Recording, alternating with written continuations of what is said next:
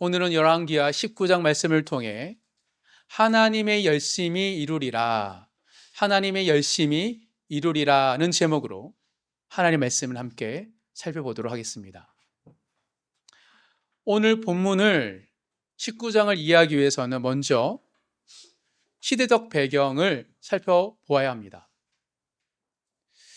당시 고대 근동의 최대 대국은 강국은 아수르 제국이었습니다. 아수는 단순히 군사 강국을 의미하는 나라가 아니었습니다.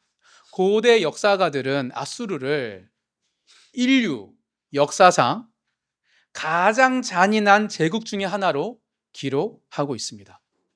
왜냐하면 그들은 정복한 나라의 백성들을 산채로 가죽을 벗기고 코와 귀를 자르며 포로들을 말뚝에 박아서 깨워서 전시했습니다. 그래서 산더미를 쌓아놓고 성 앞에 공포에 질리게 하는 방식으로 정복을 했기 때문입니다. 심지어 그 잔혹행위를 아수르 제국의 궁전벽에 자랑스럽게 새겨 놓았습니다. 즉 테러 국가입니다. 엄청난 테러 국가로 그들은 그 당시에 그곳에서 제국을 이뤘습니다. 더욱이 그렇게 잔혹하게 정복한 나라의 그 땅의 백성들을 강제 이주시키고 그 땅에 또 다른 민족을 이식하는 방식으로 민족의 정체성을 자체를 말살시켰습니다. 이 아수르에게 하나님의 백성 북이스라엘은 주전 722년에 멸망당했습니다. 그래서 북이스라엘 10지파가 있죠. 10지파가 곳곳에서 흩어지게 되었고 하나님의 세우신 나라가 지도에서 사라지게 되었습니다. 그리고 이제 그 아수르의 칼날이 남유다로 향하고 있는 것입니다. 아수르의 왕 산헤립은 대군을 이끌고 남유다를 침공했습니다. 그의 부하 랍사게는 예루살렘 성벽 앞에 서서 유다말로 큰 소리로 외쳤습니다. 한번 어떻게 외쳤는지 찾아 읽어보도록 하겠습니다. 열왕기하 18장, 앞장이죠. 18장 28절부터 33절까지 28절부터 33절까지 다 같이 천천히 한번 읽어보겠습니다. 랍사게가 드디어 일어서서 유다말로 크게 소리질러 불러 이르되 너희는 대왕 아수르 왕의 말씀을 들으라. 왕의 말씀이 너희는 히스기야에게 속지 말라.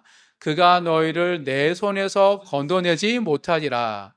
또한 히스기야가 너희에게 여호와를 의뢰하라 함을 듣지 말라. 그가 이르기를 여호와께서 반드시 우리를 건지실지라. 이 성읍이 아수르 왕의 손에 함락되지 아니하게 하시리라 할지라도 너희는 히스기야의 말을 듣지 말라. 아수르 왕의 말씀이 너희는 내게 항복하고 내게로 나오라. 그리하고 너희는 각각 그의 포도와 무화과를 먹고 또한 각각 자기의 우물의 물을 마시라. 내가 장차 와서 너희를 한 지방으로 옮기리니 그곳은 너희 본토와 같은 지방, 곧 곡식과 포도주가 있는 지방이요 포도원이 있는 지방이요 기름나는 감람과 꿀이 있는 지방이라. 너희가 살고 죽지 아니하리라. 히스기야가 너희를 설득하여 이르기를 여호와께서 우리를 건지시리라 하여도 히스기야에게 듣지 말라. 민족의 신들 중에 어느 한 신이 그의 땅을 아수르 왕의 손에서 건진 자가 있느냐. 이 장면을 한번 상상해 보겠습니다. 그 잔혹한 아수르가 우리의 형제 나라 북이스라엘을 멸망시키고 남유다 예루살렘 성벽까지 왔습니다.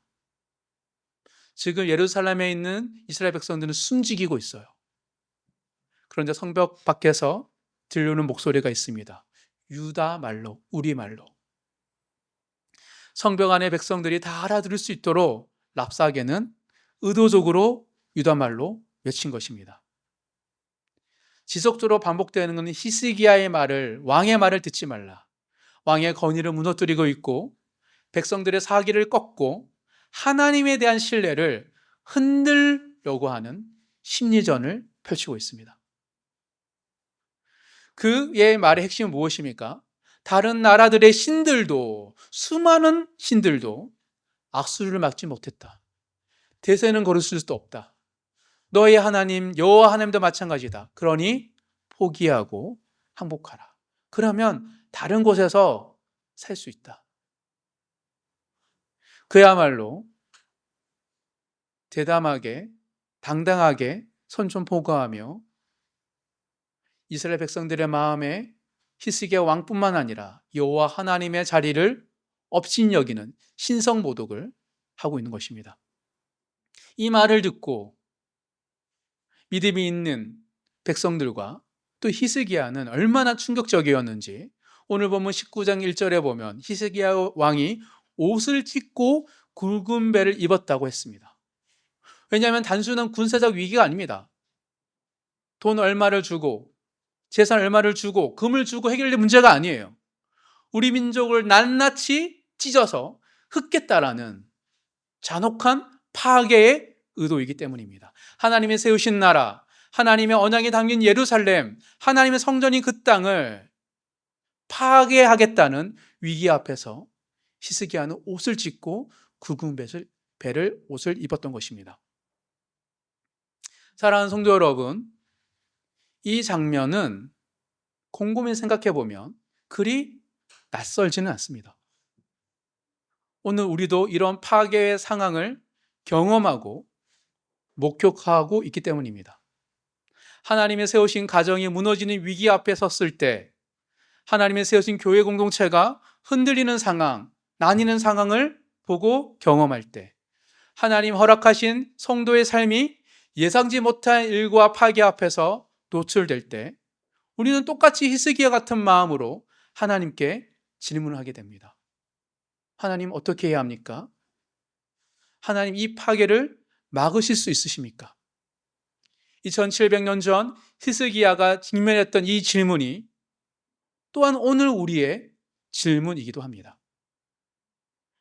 그렇다면 오늘 본문에서 성경은 무엇이라고 말하고 있습니까?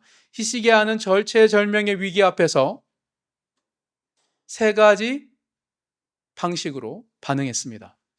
그 히스기야의 반응이 하나님의 놀라운 역사를 경험하게 하는 믿음의 태도였습니다. 오늘 본문에서 나타난 히스기야의 믿음을 통해 파괴 앞에서 어떻게 해야 하는지, 그리고 하나님의 열심이 어떻게 우리 삶 가운데 역사하시는지 함께 발견하시는 모든 성도님 되시길 주님의 이름으로 축복합니다. 하나님의 열심을 경험하기 위해 필요한 믿음의 자세, 첫 번째는 하나님이 세우신 것들을 파괴하려는 그 파괴 앞에서 먼저 중보를 요청해야 합니다. 중보가 굉장히 중요합니다. 왜 교회를 세우셨는지 예수님의 몸으로, 그것은 서로 중보하고 기도하라는 것이기 때문이죠. 삼겹살은 능히 끊을 수 없습니다. 오늘 본문 19장 1절 2절 다시 한번 읽도록 하겠습니다. 히스기야 왕이 듣고 그 옷을 찢고 굵은 배를 두르고 여호와의 전에 들어가서 왕궁의 책임자인 엘리야김과 서기관 셈나와 제사장 중 장로들에게 굵은 배를 둘려서 아모스의 아들 선지자 이사야에게로 보내매. 히스기야는 랍사게의 말을 듣고 즉시 두 가지를 합니다. 하나는 하나님의 전에 들어갔습니다. 하나님 앞에 선 것입니다. 또 다른 하나는 신하들을 이사야 선지자, 그 순간 그 시대 속에서 우리에게 말씀하셨던 하나님의 세우신 자 이사야에게 신하들을 보냈습니다. 뭐 한 거죠? 이 상황을 알리면서 중보 기도를 요청한 것입니다. 여기서 히스기야의 반응은 탁월합니다. 영적으로. 왜냐하면 왕이잖아요. 왕은 주로 뭘 하죠? 신하들과 또한 세상을 다스리는 사람들과 토론하고 회의를 하죠. 즉 군사 전략가에게 의견을 묻지 않습니다. 또한 공황 상태에 빠져서 외교적으로 어떻게 하면 해결할 수 있는지 외교관을 불러서 대하지 않습니다. 더 나아가 아수르를 싸워서 이길 만한 오랜 제국인 이집트에게 원군을 요청하려고 하지도 않습니다. 히스기야 왕이 가장 먼저 한 것이 하나님의 전에 들어간 것이었고 동시에 이사야 선지자에게 기도를 요청한 것이었습니다. 이것이 타고난 겁니다. 그가 늘 하던 해야 할 것들을 멈추고 이 문제의 가장 중요한 것이 무엇인지를 알고 행동했기 때문인 것이죠. 이어서 3절, 4절 다 같이 읽도록 하겠습니다. 그들이 이사야에게 이르되 히스기야의 말씀이 오늘은 환난과 징벌과 모욕의 날이라 아이를 낳을 때가 되었으나 해설할 힘이 없도다. 랍사게가 그의 주 아수르의 왕의 보냄을 받고 와서 당신의 하나님 여호와께서 혹시 그의 말을 들으셨을지라.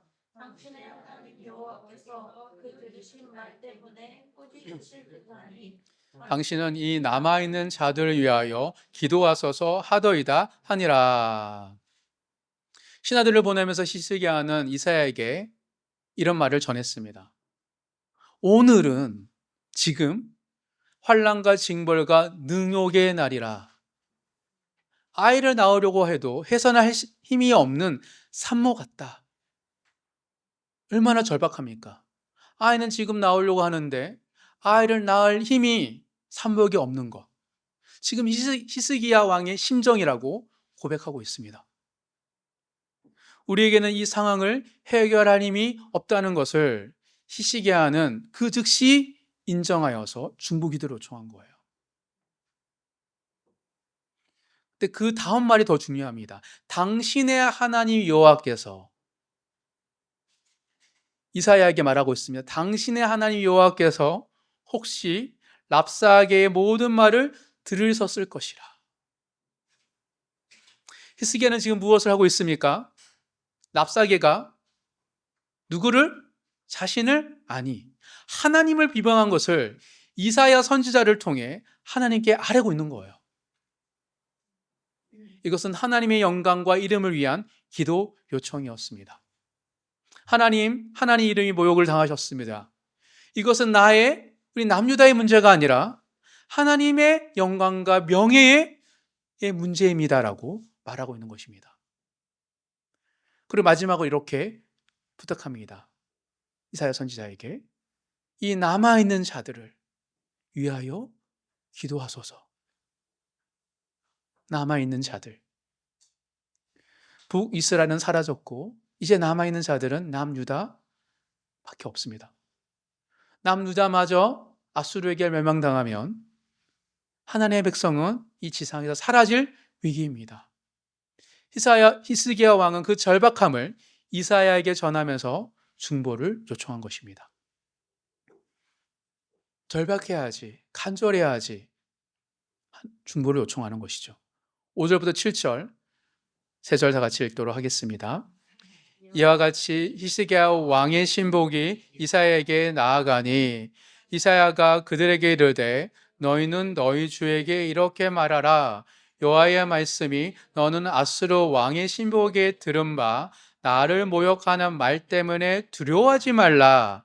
내가 한 영을 그의 속에 두어 그로 소문을 듣고 그의 본국으로 돌아가게 하고 또 그의 본국에서 그에게 칼에 죽게 하리라 하셨느니라 하더라.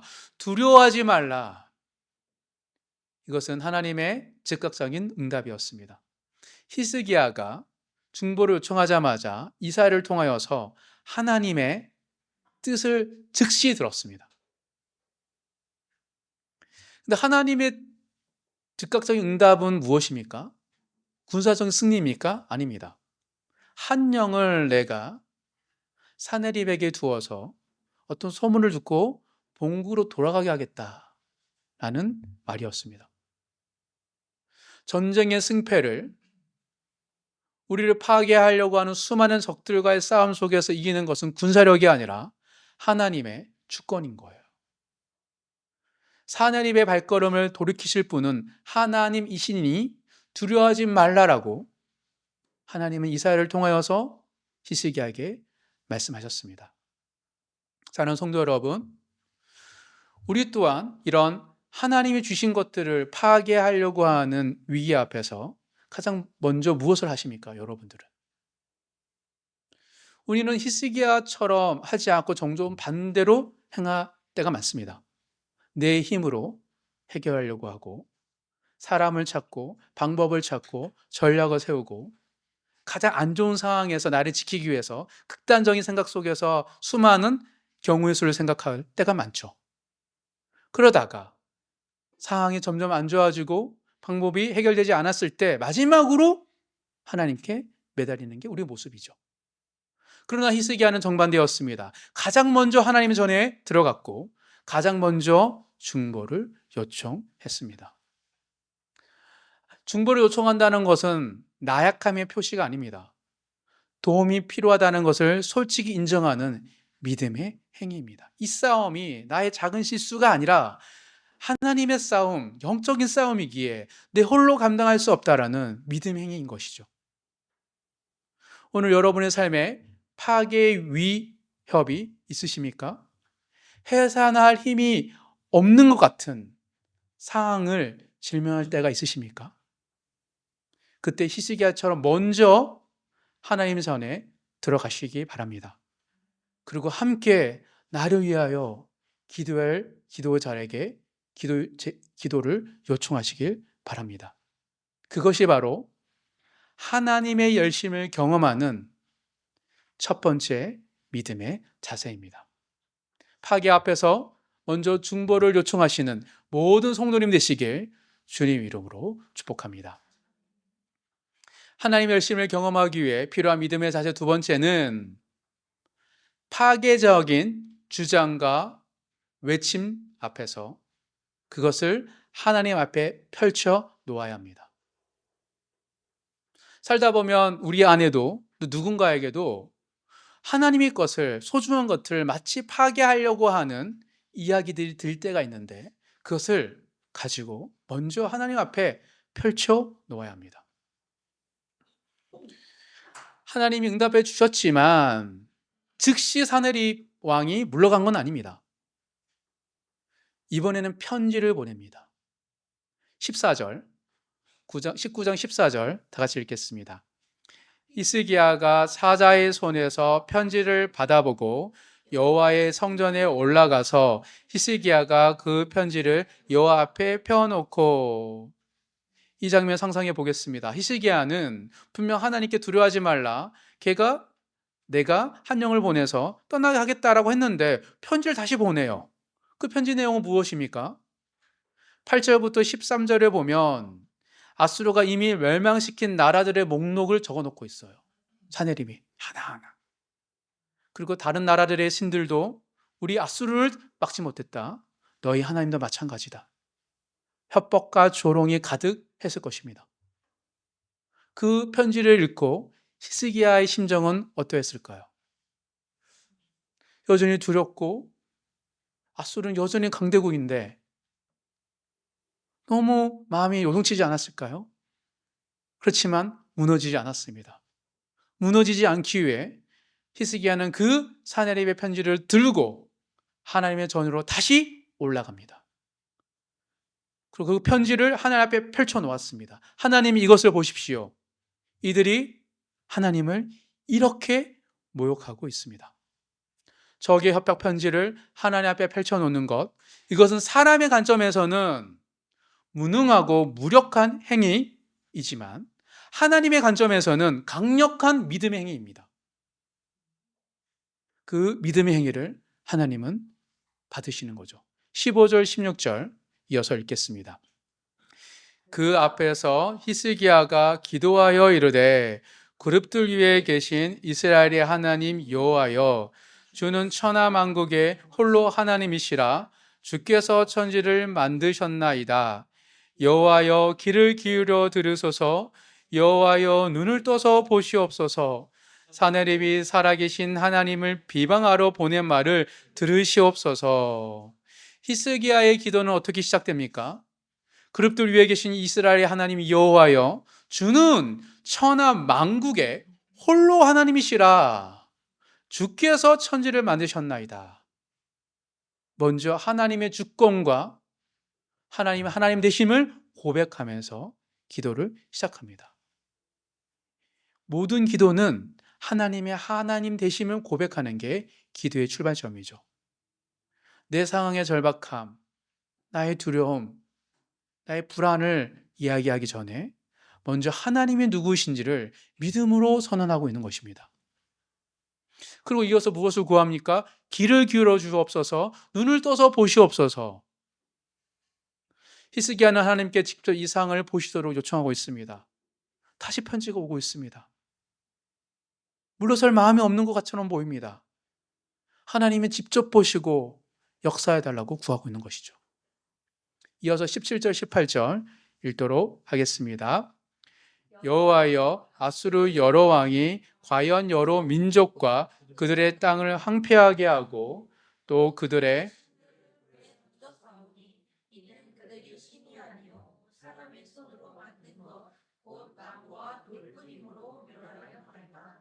히스기야도 하나님께 기도할 때 인정하고 있습니다. 아수르의 힘과 권력을 인정하고 있어요. 아수르가 다른 나라들을 멸망시킨 것은 사실이기 때문입니다. 그런데 다른 나라들의 신들이 아수르를 막지 못한 것은 그들이 믿는 신은 참신이 아니요 사람의 손으로 만든 것이기 때문에 그렇다고 이야기하면서 우리 하나님 여호와 하나님은 진짜 신이라고 고백하면서 하나님께 기도를 요청하고 있습니다. 이것이 바로 히스기야의 기도의 핵심입니다. 납작에는 세상은 우리를 파괴하려고 하는 외침과 주장들은 여호와 하나님도 다른 신과 똑같아. 너희만 다른다고? 그 앞에 히스기야는 하나님께 이렇게 고백합니다. 하나님은 다른 신들과 다르고 유일한 신이십니다. 이게 히스기야가 기도했던 기도의 자세고 믿음이었습니다. 19절 함께 읽겠습니다. 우리 하나님 여호와여 원하건대 이제 우리를 그의 손에서 구원하옵소서. 그리하시면 천하 만국이 주 여호와가 홀로 하나님이신 줄 알리이다 하니라. 이 기도의 마지막을 보십시오. 히스기야가 구한 것은 무엇입니까?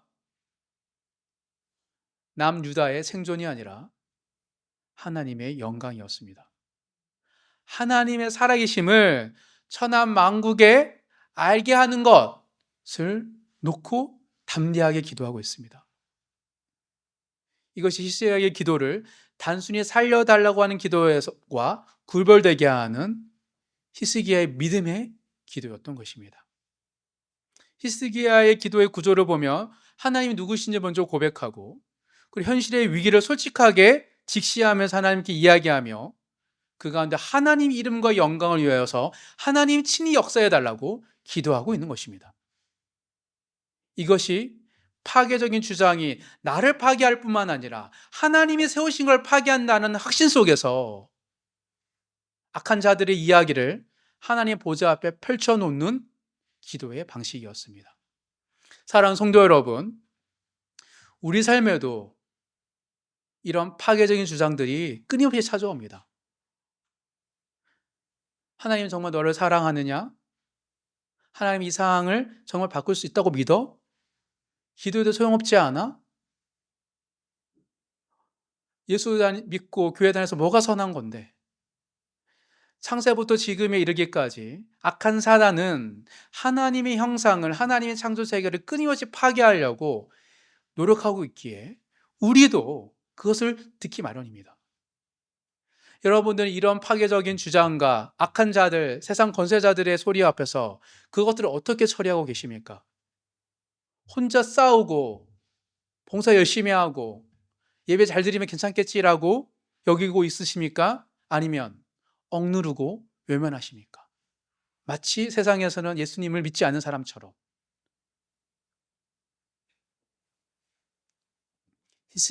히스기야처럼 기도하셔야 합니다. 그 파괴적인 주장들을 들고 하나님 전에 나아가서 하나님 앞에 펼쳐 놓으시기 바랍니다.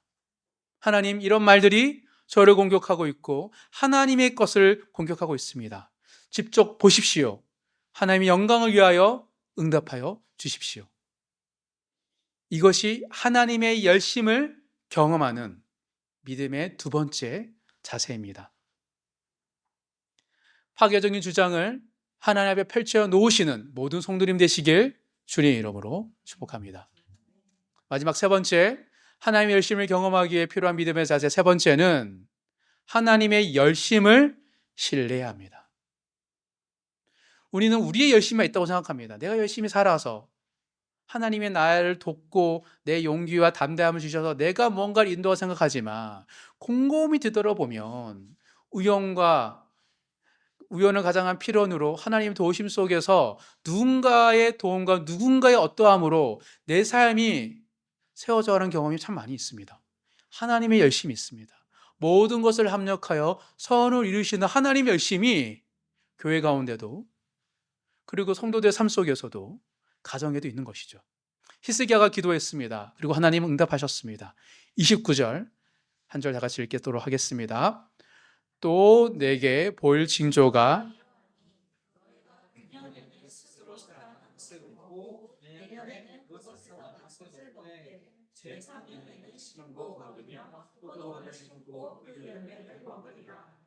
하나님께서 히스기야에게 징조를 주십니다.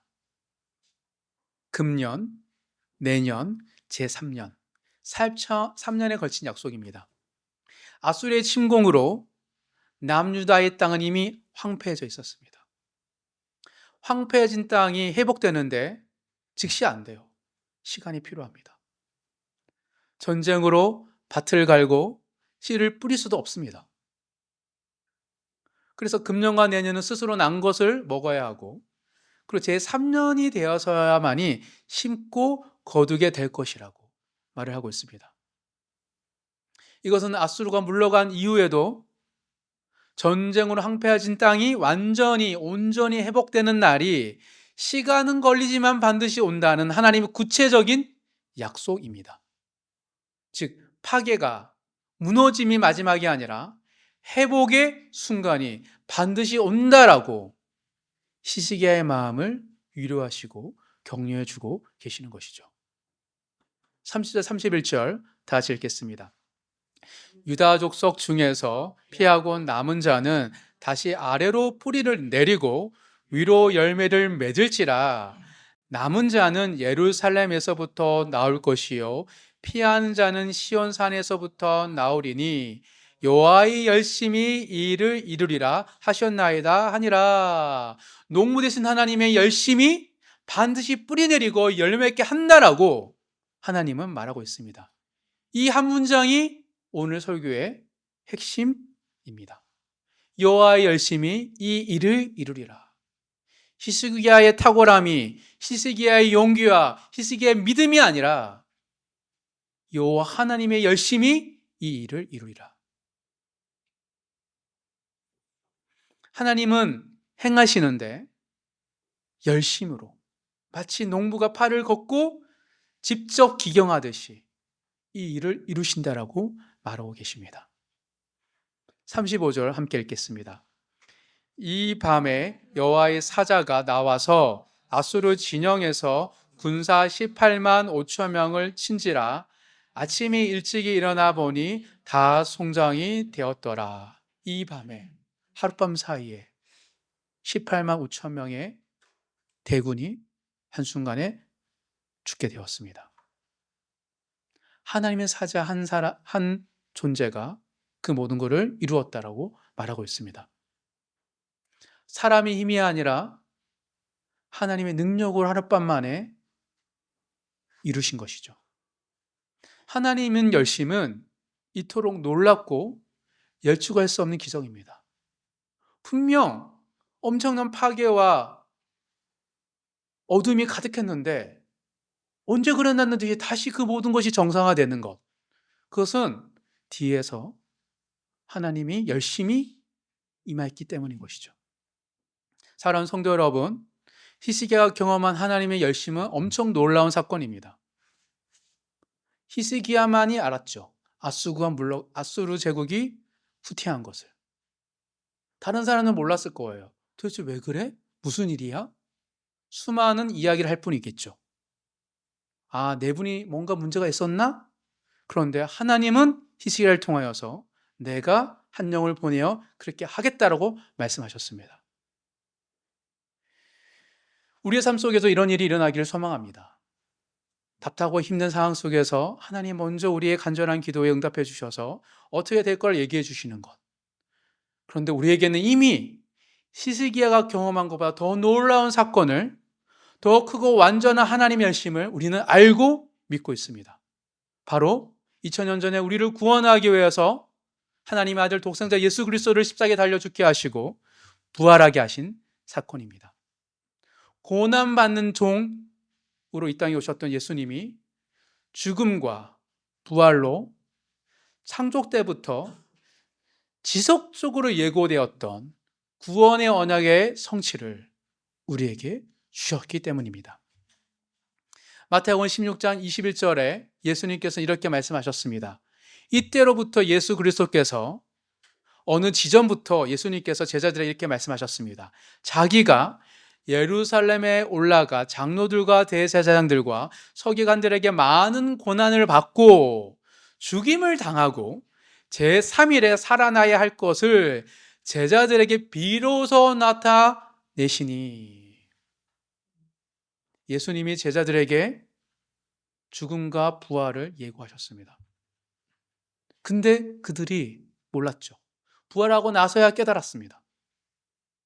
마치 제3년에 심고 거두리라는 하나님이 이스라엘에게 한 징조처럼 예수님은 제자들에게, 우리에게 제3일이 지나 살아날 것을 미리 예고하셨고 실제로 살아나셨습니다. 제자들의 눈에, 여전히 그리스도인 우리들의 눈에 십자가는 완전한 파괴입니다. 고난입니다. 모든 것이 끝나는 것처럼 보이는 것입니다. 두려움과 절망이 그들을 덮었을 것입니다. 그러나 하나님의 열심히 십자가를 통하여 승리를 이루셨습니다. 히스기야의 하룻밤처럼 사흘째 되는 날 예수님이 부활하셨기 때문입니다. 파괴처럼 보였던 십자가, 실제로 파괴죠. 말뚝에 박아 죽이는 거잖아요. 아수르 제국했던 것처럼 로마 제국이 사람들을 십자가에 달아 죽이는 거잖아요. 그 십자가가 구원의 완성이 되었습니다. 죽음처럼 보였던 그 무덤이 부활의 자리가 되었습니다. 이것이 하나님의 방식입니다. 고난받는 종으로 우리를 구원하시는 하나님의 방식이죠. 가장 파괴적인 순간이 가장 놀라운 하나님의 열심이 드러나는 순간이기 때문입니다. 사랑하는 성도 여러분, 오늘 파괴적인 두려움 앞에 서 계십니까? 힘조차 없는 상황에 놓여 계십니까? 그때 십자가를 묵상하시기 바랍니다. 그리고 십자가를 묵상할 때 내 그 고난과 두려움의 자리에 예수님의 자리를 마련하시기 바랍니다. 십자가는 파괴의 상징이었습니다. 그러나 하나님은 그 십자가를 예수님을 통하여 구원의 상징으로 바꿔주셨습니다. 마지막으로 고린도전서 1장 18절 함께 읽도록 하겠습니다. 고린도전서 1장 18절입니다.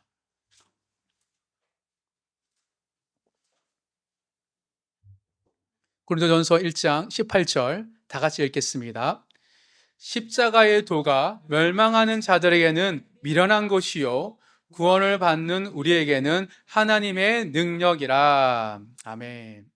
십자가를 묵상하는 것이 가장 파괴적인 순간에 우리에게 주어지는 하나님의 가장 큰 능력임을 믿으시길 바랍니다. 히스기야가 해산할 힘이 없다고 고백했을 때 하나님의 열심은 그에게 임하였습니다. 우리가 힘이 없다고 고백하며 십자가를 묵상하며 십자가 앞에 나아갈 때 하나님의 열심이 우리 삶에도 역사하실 것입니다. 파괴적인 두려움 앞에서 십자가를 묵상하며 하나님의 열심을 붙들고 신뢰하시는 모든 성도님 되시길 주님의 이름으로 축복합니다. 말씀을 정리하겠습니다. 오늘 우리는 열왕기하 19장 말씀을 통해 하나님의 열심을 경험하기 위해 필요한 믿음의 자세를 세 가지로 살펴보았습니다. 먼저 첫 번째, 파괴 앞에서 먼저 중보를 요청하고, 둘째, 파괴적인 주장을 하나님 앞에 펼쳐놓으며, 파괴적인 두려움 앞에서 하나님의 열심을 신뢰하는 믿음의 태도였습니다. 서론에서 이런 질문을 던졌습니다. 우리에게 있는 좋은 것들을, 하나님이 주신 것들을 파괴하려는 세상의 소리 앞에 어떻게 해야 합니까? 오늘 말씀은 그 답이 무엇인지 분명히 보여주었습니다. 바로 예수 그리스도의 십자가를 묵상하고 부활을 믿는 것이 우리에게 주어진 답이었습니다. 왜냐하면 십자가는 파괴의 상징이었지만 예수 그리스도를 통하여 구원의 상징이 되었기 때문입니다. 가장 파괴적으로 보였던 십자가가 구원의 완성이 되었고, 죽음처럼 보였던 무덤이 부활의 자리가 되었던 것을 믿고 하나님 앞에 나아가 기도하심으로 하나님의 구원과 하나님의 열심을 경험하시는 모든 성도님 되시길 주님의 이름으로 축복합니다.